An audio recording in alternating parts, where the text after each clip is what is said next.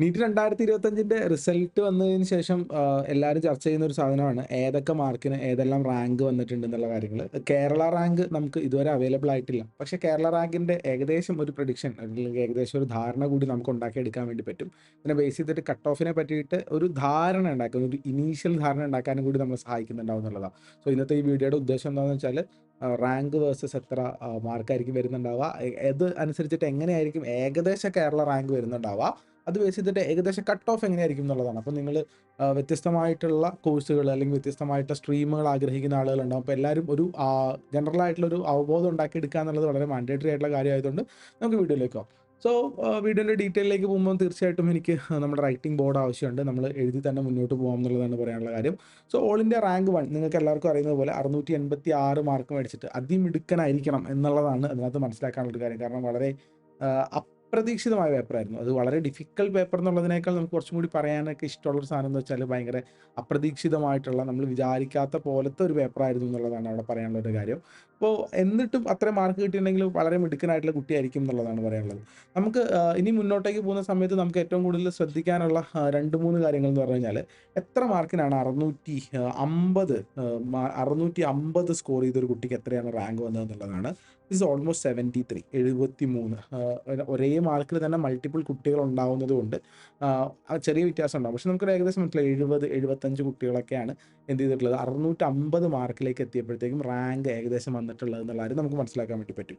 പിന്നെ നമ്മുടെ ഡോപ്പയിലെ മാർക്കൊക്കെ നിങ്ങൾ കണ്ടതാണ്. ഡോപ്പയിലെ ടോപ്പ് മാർക്ക് 626 എന്ന കുട്ടിക്ക് കിട്ടിയത് 309ാമത്തെ ഓൾ ഇന്ത്യ റാങ്കാണ് കിട്ടിയിട്ടുണ്ടായിരുന്നത്.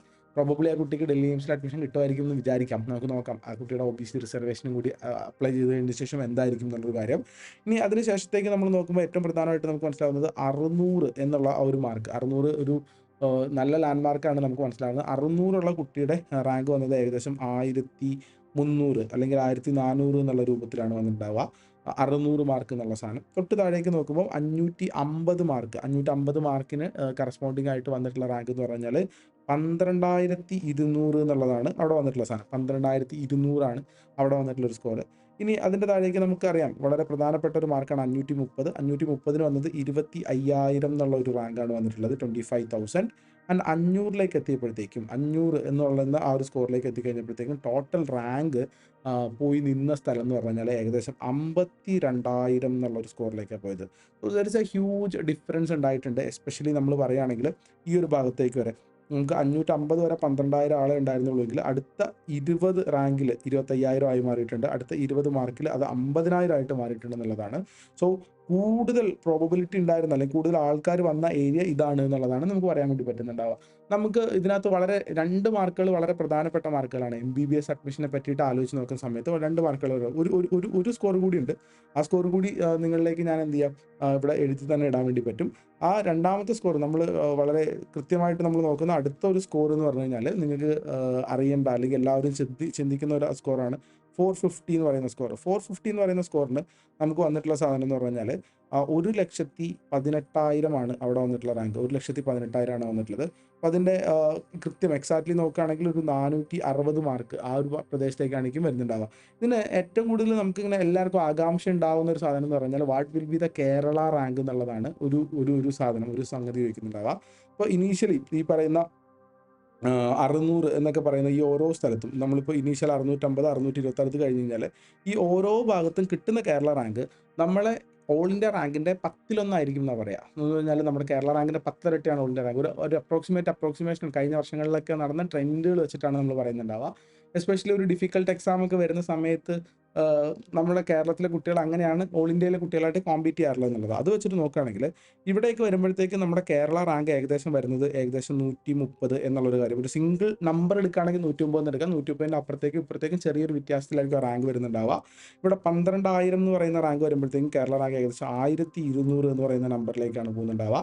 ഇവിടെ 25,000 എന്ന് പറയുന്ന റാങ്കിൽ വരുമ്പോഴത്തേക്കും കേരള റാങ്ക് ഏകദേശം 2,500 എന്നുള്ള ഒരു നമ്പർ, സിംഗിൾ നമ്പർ മാത്രം എടുക്കുകയാണെങ്കിൽ കേട്ടോ, ഇത് ആക്ച്വലി ഒരു റേഞ്ചാണ്, ഒരു സിംഗിൾ നമ്പറിലേക്കായിരിക്കില്ല വരുന്നുണ്ടാവുക. 52,000 എന്ന് പറയുമ്പോൾ കേരള റാങ്ക് 5,000ലേക്ക് പോകാനുള്ള ഒരു സാധ്യതയാണ് ഉണ്ടാവുക. ആൻഡ് ഇവിടെ എത്തുമ്പോഴത്തേക്കും കേരള റാങ്ക് ഏകദേശം 12,000 എന്നുള്ള രൂപത്തിലേക്ക്, 12,000 അല്ലെങ്കിൽ 13,000 എന്നുള്ള രൂപത്തിലേക്കാണ് നമ്മൾ എക്സ്പെക്ട് ചെയ്യുന്ന സാധനം ഉണ്ടാവുക. Why this is so important for us, മലയാളികളായിട്ടുള്ള നമ്മളെ സംബന്ധിച്ചിട്ട് ഏറ്റവും കൂടുതൽ ഇത് എന്തുകൊണ്ട് ഇമ്പോർട്ടൻ്റ് ആവുമെന്ന് ചോദിച്ചു കഴിഞ്ഞാൽ, നമ്മൾ ഇത് ഓൾറെഡി ഇതിന് മുന്നേ ഉള്ള ഡോപ്പയുടെ വീഡിയോസിൽ നിങ്ങളൊന്ന് ശ്രദ്ധിക്കുന്നത് നല്ലതായിരിക്കും. നമ്മളിത് ഓൾറെഡി ഇത് പ്രതീക്ഷിച്ചിരുന്നു. 600-ന് മുകളിലേക്കുള്ള കുട്ടികൾക്ക് കേരളത്തിലുള്ള ടോപ്പ് കോളേജസ് ഏത് വേണമെങ്കിലും കിട്ടും.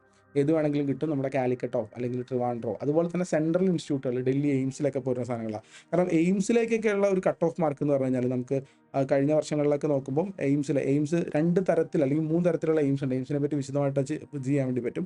ഒന്നാമത്തെ എയിംസ് ഡെഫിനറ്റായിട്ട് നമ്മുടെ എയിംസ് ഡൽഹി തന്നെയാണ്. എല്ലാവരും ഉദ്ദേശിക്കുന്ന എയിംസ് ഡൽഹി തന്നെയാണ് ഏറ്റവും ആദ്യം 1956 എസ്റ്റാബ്ലിഷ് ചെയ്തതാണ്.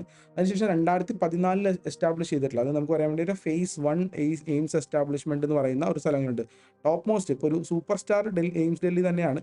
അതിൻ്റെ താഴേക്ക് ഫേസ് 1 എസ്റ്റാബ്ലിഷ് ചെയ്ത എയിംസുകളാണ് എയിംസ് ഭുവനേശ്വർ, എയിംസ് ജോധ്പൂർ, ഋഷികേശ്, റായ്പൂർ എന്നൊക്കെ പറഞ്ഞിട്ടുള്ള സ്ഥലങ്ങൾ, ഭോപ്പാൽ അടക്കമുള്ള സ്ഥലങ്ങൾ.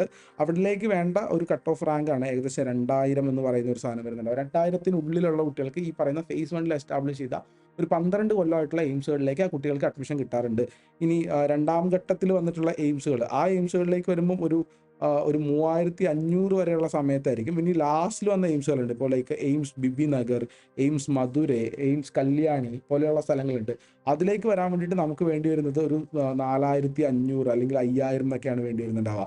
സോ ഇതാണ് എയിംസുകളിലേക്ക് പോകാൻ വേണ്ടിയുള്ള ഒരു കട്ട് ഓഫ്. അത് വെച്ചിട്ട് നമ്മൾ കമ്പയർ ചെയ്ത് നോക്കുന്ന സമയത്ത് നമുക്ക് മനസ്സിലാവുന്നത് ഒരു 600-നും ഒരു 580 വരെ അല്ലെങ്കിൽ 590 വരെയുള്ള കുട്ടികൾക്കായിരിക്കും ഈ പറയുന്ന പോലെ സെൻട്രൽ ഇൻസ്റ്റിറ്റ്യൂട്ടുകളിലേക്കൊക്കെ പോകാനുള്ള സാധ്യതകൾ നമ്മൾ കാണുന്നുണ്ടാവുക.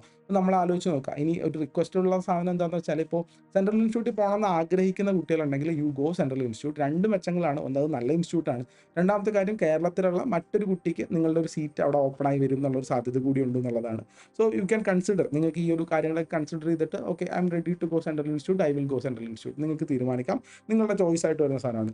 രണ്ടാമത്തെ നമ്മളെ സംബന്ധിച്ചിട്ട് ഏറ്റവും പ്രധാനപ്പെട്ട ഒരു മാർക്ക്, ഒരു റാങ്ക് എന്നൊക്കെ പറയുന്ന സാധനം ഈ 1200 എന്ന് പറയുന്ന സാധനങ്ങൾ. അതൊരു OBC ഒക്കെ ഉള്ള ആൾക്കാർക്ക് 1200 അല്ലെങ്കിൽ 1000 എന്ന് പറയുന്ന ഒരു റാങ്ക് ഉണ്ട്. That is for general category. അത് നമ്മൾ കൺസിഡർ ചെയ്ത് നോക്കുമ്പോൾ 550-ന് മേളിലായിട്ട് ഒരു 560 ആ ഒരു പ്രദേശത്തേക്കായിരിക്കും നിൽക്കുന്നുണ്ടാവുക. This will be the cut off government MBBS in Kerala. MBBS in Kerala എന്ന് പറയുന്ന സാധനം നമ്മൾ നേരത്തെ പ്രതീക്ഷിച്ചിരുന്നു 550, 560 പ്ലസ് ഉള്ള കുട്ടികളായിരിക്കും ഇവിടെ വരുന്നത് എന്നുള്ള കാര്യം. സോ ഇതാണ് ഒരു ഗവൺമെൻറ് MBBSൻ്റെ കട്ട് ഓഫ് ആയിട്ട് വരാൻ സാധ്യതയുള്ള ഒരു സ്ഥലം ഉണ്ടാവുന്നുണ്ടാവുക. ഇനി അടുത്ത ഏറ്റവും പ്രധാനപ്പെട്ട സാധനം, എല്ലാവരും ചോദിക്കുന്ന സാധനമാണ്, ഓൾ ഇന്ത്യയിലെങ്കിലും എവിടെയെങ്കിലും ഒരു MBBS സീറ്റ് വരുമോ എന്നുള്ള കാര്യം. നമ്മൾ ഏകദേശം കാണുന്നത് 25,000 പരമാവധി അപ് ടു 26,000. ഇത് നമ്മൾ കണക്കൂട്ടുന്നത് എങ്ങനെയാണെന്ന് വെച്ചാൽ ഞാനൊരു റേഞ്ചായിട്ട് തന്നെ നിങ്ങൾ വരച്ച് പറയുകയാണെങ്കിൽ നമുക്ക് പറയാൻ വേണ്ടി പറ്റും 24,500 എന്ന് പറയുന്ന റാങ്ക്. ഇതിന് ഓൾ ഇന്ത്യയിൽ MBBS കിട്ടും എന്നുള്ള കാര്യം 100% ഷുവറാണ്. ഏകദേശം 100% ഷുവറാണ്. ഇനി വേറൊരു റാങ്ക് എന്ന് പറഞ്ഞാൽ 26,001 എന്ന് പറയുന്ന റാങ്ക്. വെറുതെ ഞാനൊരു ഉദാഹരണം മാത്രം ഇടാണ്. ഇത് ഏകദേശം 0% എന്നൊക്കെ പറയാൻ വേണ്ടി പറ്റും. കിട്ടാൻ തീരെ സാധ്യത ഇല്ലാത്ത ഒരു സ്കോറാണ് വരുന്നുണ്ടാവുക. അപ്പോൾ ഇവിടെ നിന്ന് ഇങ്ങോട്ടേക്ക് വരുന്തോറും അതിങ്ങനെ ഗ്രാജുവലി അതിൻ്റെ സാധ്യതകൾ ഇങ്ങനെ കുറഞ്ഞു വരും എന്നുള്ളതാണ്. നമ്മളൊരു പാർ നമ്പറായിട്ട് എടുക്കുന്ന സാധനം മാത്രമാണ് 25,000 എന്ന് പറയുന്ന സാധനം. 25,000-ന് കറസ്പോണ്ടിങ് ആയിട്ട് ഇത്തവണ വന്ന മാർക്ക് ഏകദേശം 530 ആണ് എന്നാണ് പറയാനുള്ളത്. ഏകദേശം 530 ആണ്.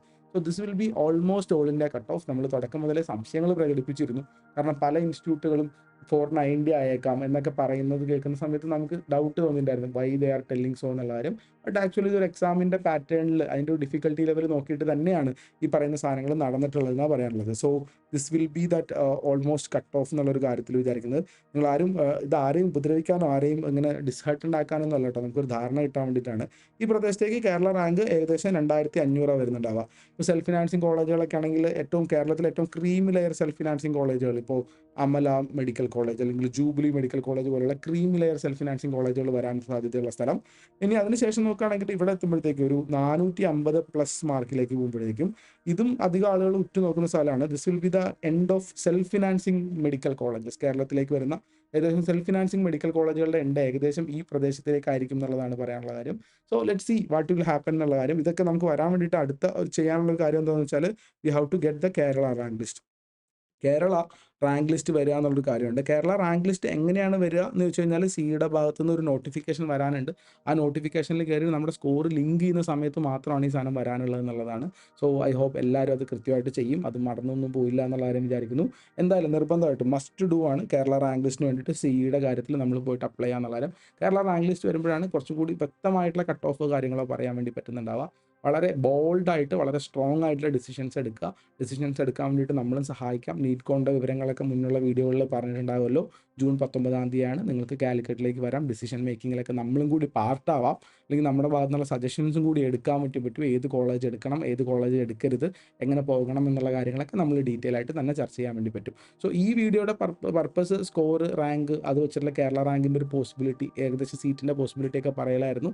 അതിൽ നമ്മളുടെ ഭാഗത്തു നിന്നുള്ള ഒരു പ്രിയർ എക്സ്പീരിയൻസ് ബേസ് ചെയ്തിട്ടുള്ള ഒരു ഇൻഫർമേഷനാണ് നിങ്ങളിലേക്ക് പാസ് ചെയ്തിട്ടുള്ളത്. ബാക്കി കാര്യങ്ങൾ നിങ്ങളുടെ ഭാഗത്തുനിന്നുള്ള എൻക്വയറീസും ബാക്കി നിങ്ങളുടെ അഭിപ്രായങ്ങളും കൂടി താഴേക്ക് പറയാം.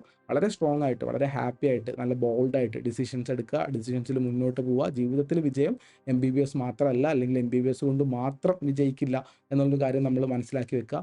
നമ്മൾ എത്രയും ഹാപ്പിനെസ് ആയിട്ട് ക്രിയേറ്റ് ചെയ്ത് പോകാൻ വേണ്ടി പറ്റുക എന്നുള്ള കാര്യമാണ്. എല്ലാവർക്കും ഓൾ ദ ബെസ്റ്റ്. ആൻഡ് നമ്മൾ വീണ്ടും അടുത്ത വീഡിയോയിൽ കണ്ടുമുട്ടാം. നിങ്ങൾക്ക് വേണ്ട മറ്റ് ടോപ്പിക്കുകൾ കാര്യങ്ങളൊക്കെ കമൻറ്റ് ചെയ്തോളൂ. നമ്മൾ ഓരോന്ന് ഇതുപോലെ വീഡിയോസ് ആയിട്ട് ചെയ്യുന്നുണ്ടാവും.